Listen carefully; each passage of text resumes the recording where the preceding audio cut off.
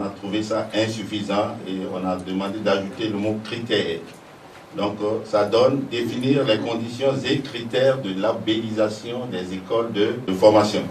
Procéder à la validation de la dernière version du rapport relatif aux réformes dans le secteur des médias. C'est le but de cette rencontre de Cotonou initiée ce mardi 31 octobre par la Haute Autorité de l'audiovisuel et de la communication. Une session qui fait suite à celle des 3, 4 et 5 octobre dernier à Boycon. L'arbre fruitier du grand jardinier continue de recevoir des jets de pierre. Cela nous réconforte, car nous portons de bons fruits. Et cela exige de nous, arbres, de vous, ouvriers, qui entretenez l'arbre, et du grand jardinier, que nous continuons de fournir d'efforts, beaucoup d'efforts, car la maison média béninois a besoin de ce bon fruit, et qu'il en soit ainsi.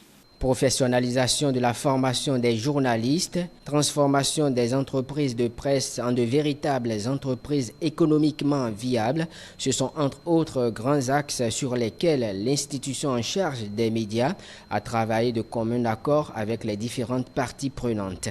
La HAC a utilisé une méthode transparente et fiable. Pourquoi? Parce que ce n'est pas qu'on a amendé et après ils ont sorti un test qui est conforme à ce que eux ils veulent à la HAC.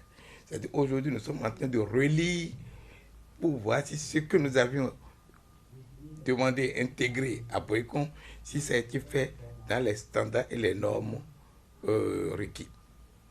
Nous sommes en train de passer, disons, d'une, je vais dire un peu de façon caricaturale, d'une presse de subsistance à une presse de rentabilité. En fait, c'est l'idée qui est à la base de cette réforme.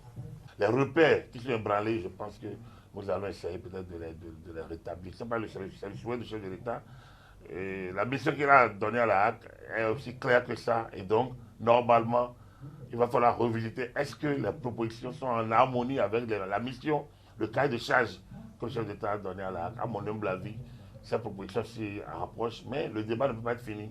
Aussi longtemps que ce débat sera au Parlement, quand ça sera ouvert, peut-être que de nouvelles idées vont jaillir.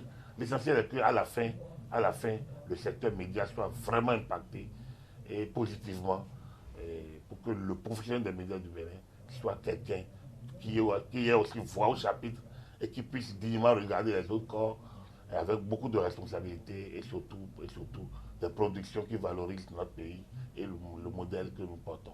La dernière version du rapport relatif aux réformes dans le secteur des médias étant bouclée, il ne reste qu'à transmettre le document au chef de l'État Patrice Talon. À noter que les anciens conseillers de la HAC, les professionnels des médias, les professeurs d'université, des promoteurs des organes de presse et les membres de la société civile ont tous été conviés à faire des propositions.